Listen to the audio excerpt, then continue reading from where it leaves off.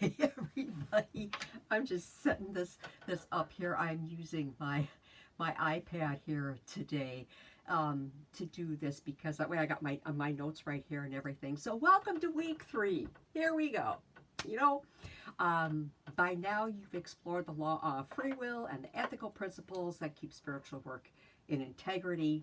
And so this week we turn to a skill that every seeker craves, yet sometimes struggles with, and that's interpreting and trusting angelic messages, right?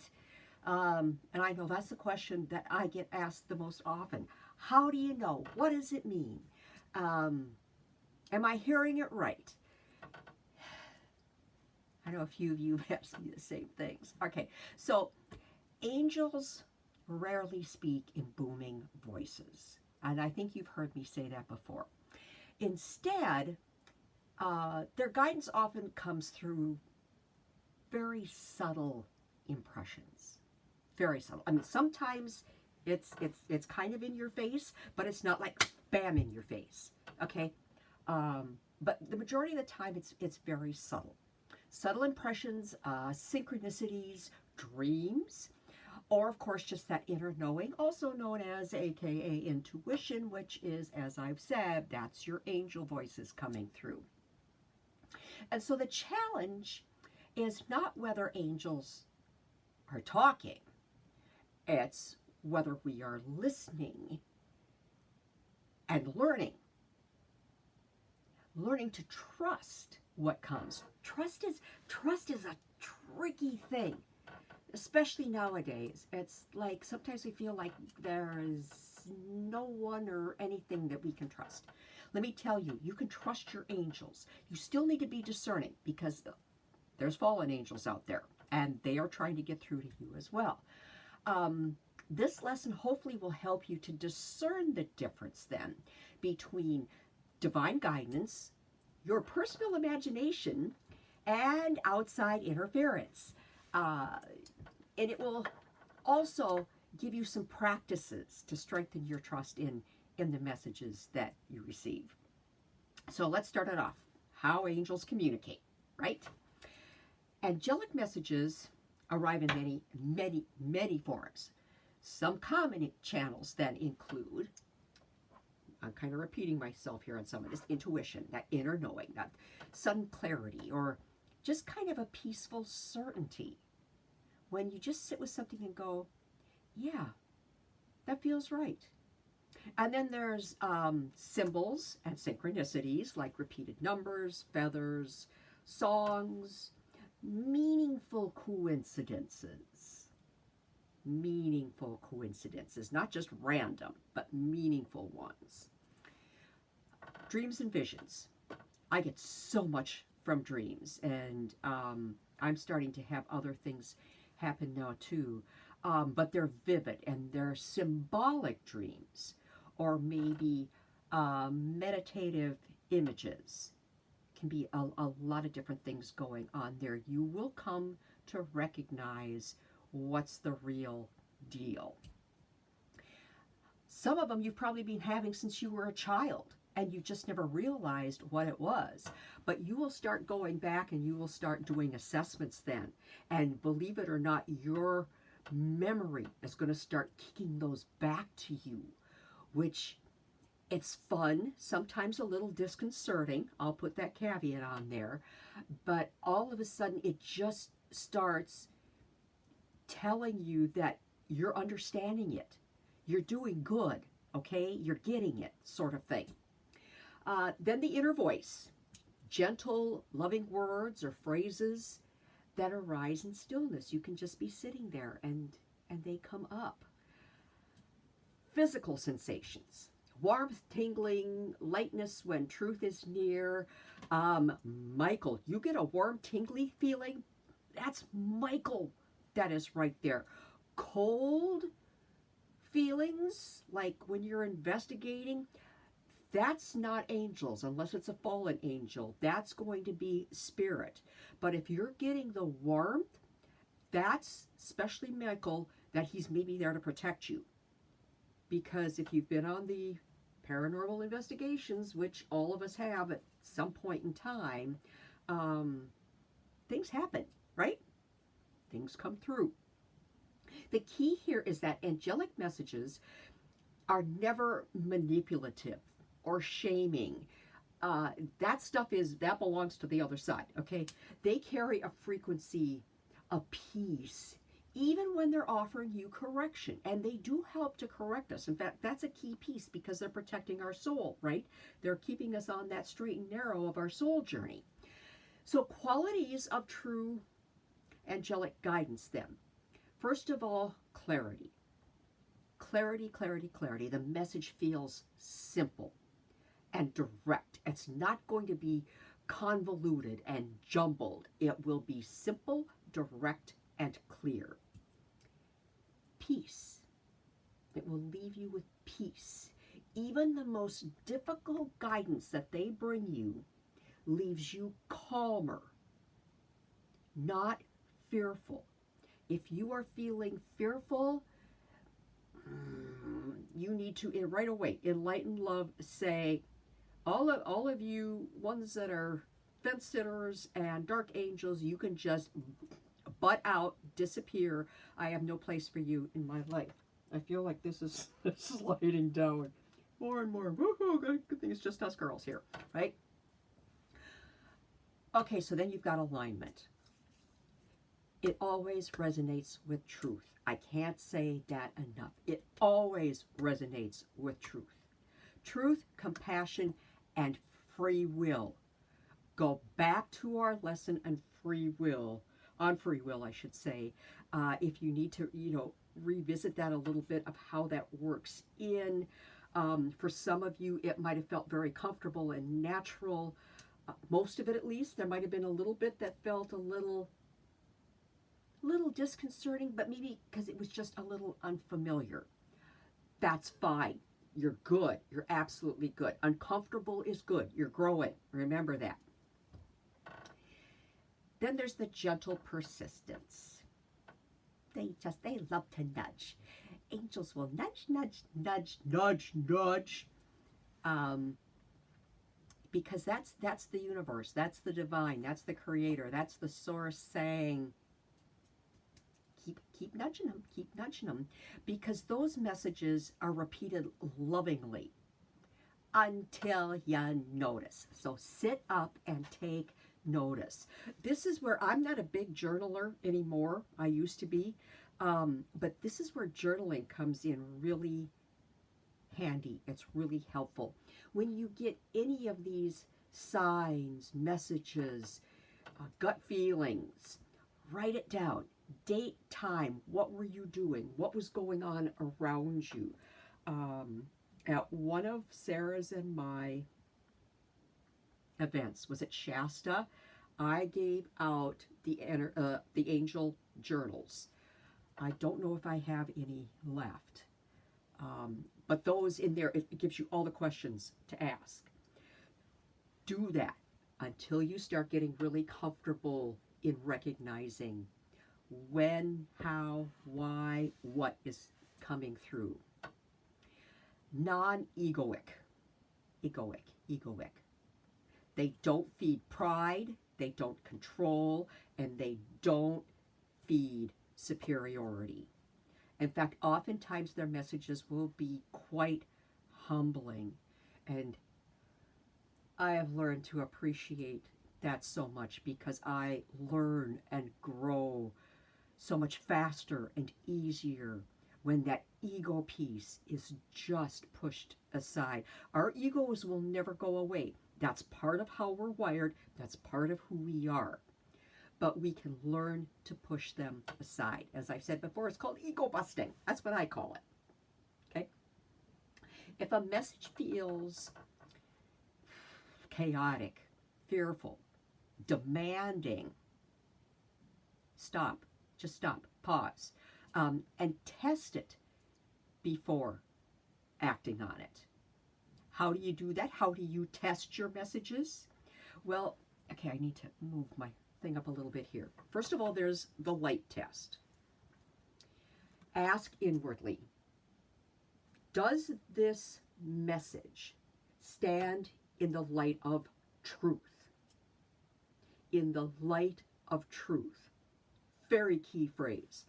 Notice if your body feels expansive, opened. That's truth. Does it feel closed off, sort of constricted, restricted? That's a falsehood. That's the light test. Do it every single time. After a while, it'll just be by rote. You will just simply do it. Then, second one is to do the scriptural wisdom check. Compare the message with timeless principles. What are those timeless principles? They're love, compassion, sovereignty, non-harm. Big, big, big, big, big, non-harm. And you've heard me say this from day one when you've known me. It can come through as this wonderful, glowing message, but if the underlying message is harm, you are getting a message from someone that you don't want to get a message from. If it contradicts any of these, love, compassion, sovereignty, non-harm, it's not angelic. Fallen angels are not angelic. They just retain that label, if you will. Okay? Then third, consistency over time. True guidance often repeats in different ways until confirmed. Let me say that again. True guidance often repeats in different ways until confirmed. That's that persistence, nudging. Okay? The nudging, true guidance, repeats. Different ways. All kinds of different ways. The intuition, the dreams, the feathers, the numbers, all those different things. The rash one-time impulses may not be authentic. There's that small percentage where it might be, and that's where you've got to learn how to do those tests, these tests, I should say, because you just never knew. Never know. Sorry. Angels are not perfect. I mean, that's why we have fallen angels and fence-sitting angels, right? So angelic confirmation is another test. Simply ask, angels, in light and love, if this message is from you, confirm it in a clear sign within the next 24 hours. Confirm it in light and love. And then be very open to how that confirmation appears. Keep yourself open, unrestricted.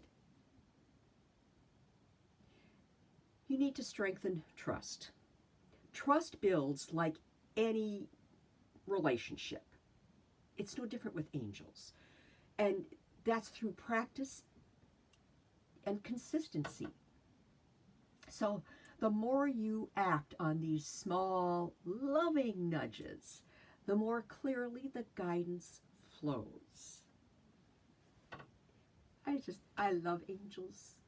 I don't know what my life would be like if I didn't acknowledge and didn't realize and didn't know them like I've been gifted the privilege, of knowing them. So start with small steps. Follow a gentle nudge and just see how it unfolds. And then there's the journaling piece to keep a record of the messages and their outcomes. Because over time, you will see a pattern of accuracy. Remember, doubt is natural. Don't beat yourself up over doubt. Doubt helps us balance. It's the checks and balance piece. Angels don't mind your questions. They really don't. They welcome your desire for truth. They want you to know the truth. And they love your questions. All right, so practices for this week. Daily listening space. I hope you're starting to sort of pick and choose which ones of these exercises work for you, because what works for Wendy might not work for Lisa, and what works for Mel might not work for Nikki. You will find your happy place with all of these. So spend, this is with the daily listening space, now take 5 minutes each day, complete silence. Set a little timer. You can find all kinds of free apps for your phone. And ask one question. I don't care what the question is, as long as you ask it in light and love. That's the only caveat. Then breathe, listen, and record the first impressions.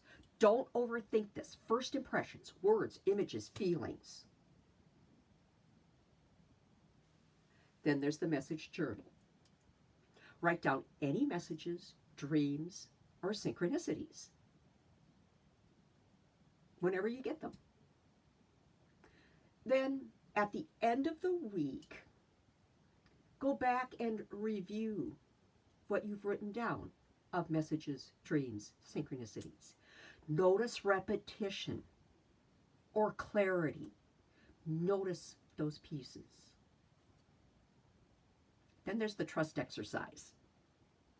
There is a bank in Wisconsin who you've maybe seen out there on social media where they did the trust exercise, where one person crosses their arms over their chest and then they fall back into the arms of someone else because they trust them, right?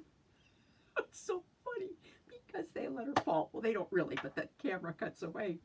And then this other person steps in and says, here at this blah, blah, blah, blah bank, you can trust us. And they cut back to the woman who, fell, and they show her laying on the floor. The person who is supposed to catch her is just standing there with their arms at their side. I'm not kidding you. It's hysterical. Sorry. I hope if you haven't seen it, just trust me, okay? So the trust exercise. Act on one small, peaceful nudge this week. Call a friend. Take a walk. Create something. Go with that nudge and observe the outcome. There always is an outcome. And so just look for that. Discern that. It's there. You just got to take the time. What all of this does with the angels is it slows you down, which is what brings you that sense of peace.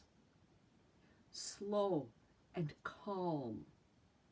That's what helps you to remember your soul, to remember you. That's why it's so beautiful working with the angels. Oh my gosh, I love it so much. Okay, weekly practices. Ready? Number 1, silence and listen. Create a daily window for angelic listening. Self-explanatory. Just make that time. 2, your message journal. Record impressions without judgment. That's key. Don't overthink. Just record the impression. Just write it down, walk away. Okay? It's just like when the outcome comes. Write it down, walk away. Don't overthink. Then there's the confirmation request. Ask for a sign when you're not sure. Don't drag it out, though. Don't get bogged down in it. Trust. It's trust, trust, trust. All right, so that's what I've got for you this week. Some more exercises to do. You're not here to ask me questions, but if you've got questions from now any of these last 3 lessons, write them down. Because next week at the beginning of class, the first thing we'll do is we'll take those questions from basically this last month. It's kind of the way December worked out. So we'll do those, and then we will go into week, what is it? 5? No, month 5, I should say. Week 1. I will get that put out to you here maybe on New Year's Day, either that or on January 2nd, so you can start gearing up for that. And then I will get the link for the class sent to you early next week so that we are all ready to go. I can't wait to see all of your beautiful faces again. I have missed all of you. I hope that your holidays are blessed. I know they haven't been easy. I'm gonna cry. I miss you guys. It's been tough this year. As the empath that I am, and I've reached out. Um, I have felt you, and I have held you close. And man, I have been downloading angels to all of you like I don't think I ever have it in my life. So just know that I love you. I wish you an absolutely blessed new year. And it's going to be such a joy to bring in this new year, 2026, with you in this Soul Alchemy class. So, big hugs. I love you all.